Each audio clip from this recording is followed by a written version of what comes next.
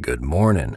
And I mean good morning. It's still dark out there. So before I do the video and before I start reading and get the cans on and get everything level matched and blah, blah, blah, I wanted to say that this is a little bit late for a challenge of the month because this challenge, we had,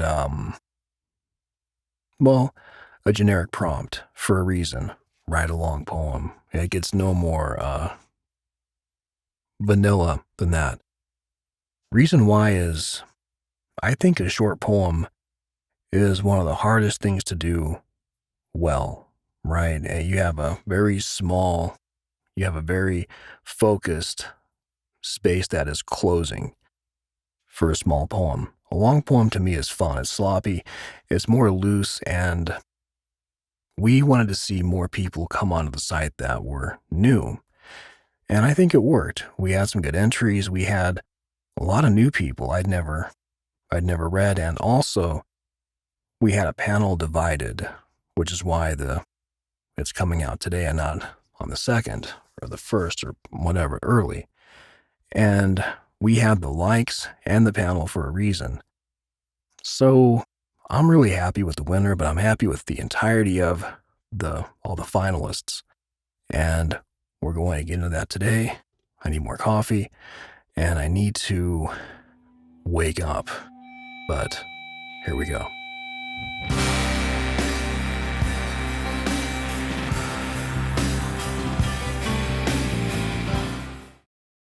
This one is by Chris Sadhill. This one won by the most likes, but it didn't win by the panel. But this is a really strong piece, and again, it was a divided panel. One person was all for this one person was all for the one that won, and so on and so on. But I like this piece a lot. This is Chris Sadhill's The Exhibition.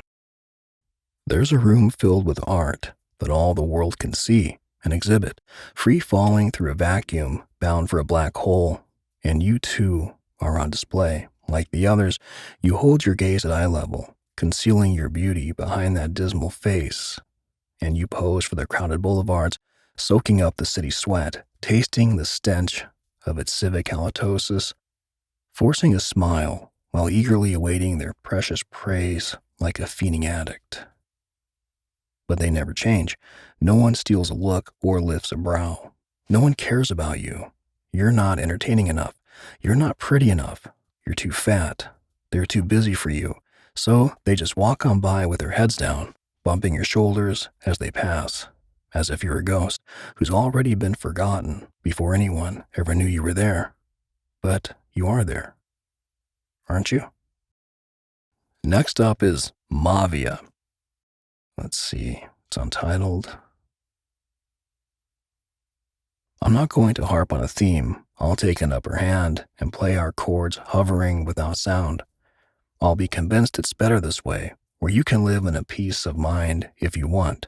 Make your presence not heard but felt. Meanwhile, I can run a finger down each string in theory, harmlessly, never across, for you see that would leave a trace. Someone might mistake us here. I'm going to pretend that I was that something missing way back when at pit stops and rest stations. That it was me you were imagining into being.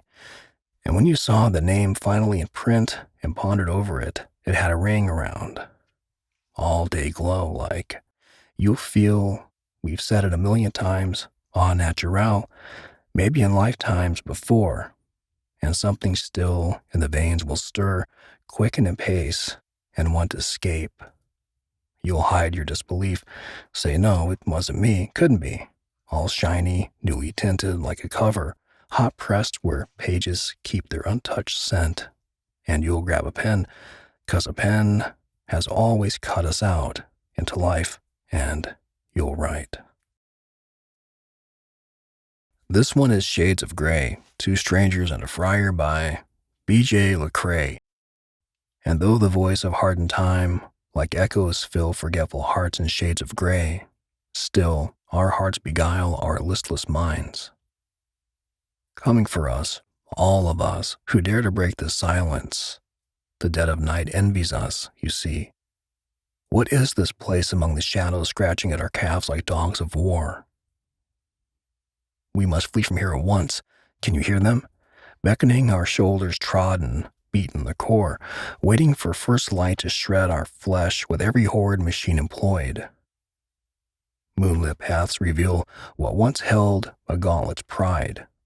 Ride north for now, force the stones to carry forth, and stain my master's eyes at hollow halls and empty sinking shades of gray. These are not mere dogs of war, old man, but more the hounds of hell. Wheresoever greed and lust and hatred go, they will, in great haste, follow me. Leave then your sins, and take this staff. Let not your heart be troubled, sir. Forget the past and hide your ears from piercing echoes, endless haunting. Walk as men of fortress do, as sons of lords, and daughters of Elysium, in their gowns of flowing white. Let your burdens be absolved, and crush the hounds beneath your heel, my youthful friend. Foolish friend, these words you speak are merely feathers on the wind, but benefits bestowed upon your head by heaping troves of pungent shite into this endless heart of cold and heartless sage. Mock the toils of wisdom come to seek, the dusk of myths and truths, and what's to come.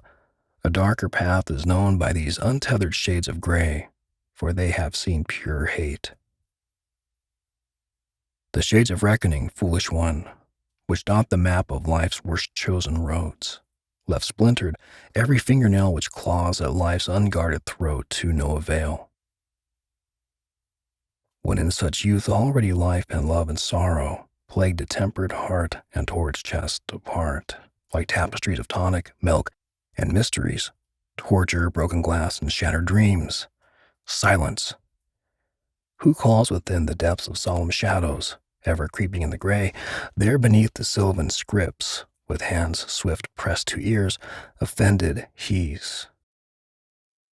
Are you both as deaf as all these sylvan seats among the pews, where even dust mites bend their many knees in fervent reverence to the Lord of all beneath us and above? I said silence. I do not cover up my ears, but verify their continuance, for fear they may have packed their things detached and run away, perstead to hear another syllable, embittered, trite, inconsequential words as these. Two fools I see before me spitting nonsense in the night, one who runs escaping death, another running to it. And what a blessing my reward to witness such as this within these hallowed holy walls. If the breath of each dispels at any length the substance of such words I hear, then I have won a true reward, that at this distance we remain. Wasted weeks and years of men, who plan in spite of God's intent to fill his numbered days, ill regard and shattered dreams of poets lacking strength to test their nerves. More to seek the breath of God, but stand against his will in times of need, and seek to earn by lurk and lore the senseless tolls, the deepest shades of gray. This one is Shallow Gene Pool. It didn't take the $100 home, but this is good. So, and I like these story-driven poems a lot. This is Hate 5 Sizes Too Big. Under a streetlight's jaundiced glow, a Buick's belly, the stage for a tragedy, alcohol the wicked puppeteer of the violent climax. 3 small children, a backseat captive audience. Foretelling doom, raging voices pierce night's velvet stillness. Under alcohol's wicked spell, he knows he can drive. Her panic sees a future of twisted metal and 3 tiny caskets. Dull copper keys could stay the reaper's hand. The children watch a scene too wicked for young eyes. Vodka feeds his anger to an all-consuming blaze. Liquor whispers, promising release. An orgasm of violence, easily seduced, his booze-guided fist batters her face. Abusive crescendo, the percussive boom of shattered cartilage, a breaking spirit makes no sound. Weeping innocence departs, never to return. The start of an engine proclaims his violent victory. Words slurring, he sings along to an 8-track gospel song. Her sobbing is the weeping chorus. Headlights cannot pierce alcohol's fog. Angels deny liquor's asphalt bloodlust and fly escort. In the shadow of the back seat, an 8-year-old mourns, adorned now in hate. 5 sizes too big, he is warmed. A black rage within earns hell's respectful nod. The only good one left sleeps beside him in car seats. What came down to first place was the beauty in poetry, a poem, a long poem, a poem that was just simply beautiful, and like all these entries were, just beautiful.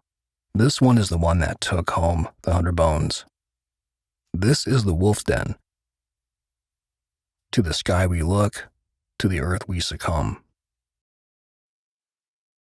An emergence, the glimmer of ignorance, hope unmarred, a dance with clear but careless steps. Yet, somehow, nurtured disappointment is sown to elusive nature, balanced, web-spinning fables within the strangest of dreamscapes. Hard-earned lessons found sinking as the world demands too much.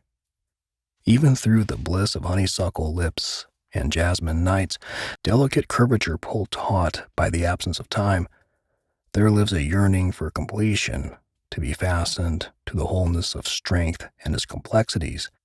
And though the open petals glisten sweetly in the soft light of the moon, though the grip is firm, desperate, it knows where peace will lie. The fates do as they please. Bound to the spinning of the wheel, daggers nick limbs, expose bone, and forces the angel to fall, weeping, mourning, as grace dissolves into the sea. The North Star mocks with the way she defies the moon and darts hopelessly from the sun. But time, slipping through crooked, calloused fingers, its granules catching breath, splitting deficient nails, cares little for the trivialities of honeysuckle dreams and the way hopeful hands tremble with a clock face. Nature, the ageless coquette, succubus, seductress, ferocious in her passion, opens herself, promising peace within the warmth of her earthen bed. Rest, she whispers. Time won't find us here. So congratulations, the Wolf Den. This was exquisite, elegant, beautiful, bloody, brilliant, all those things that it takes to win a challenge of the month. So thank you for this piece, and let's do it again. All right. So that's going to wrap today. Thank you for being here, and thank you for being on thepros.com. If you aren't there, be there. Read, write, inspire, be inspired. And I will see you guys in the new video. Take good care.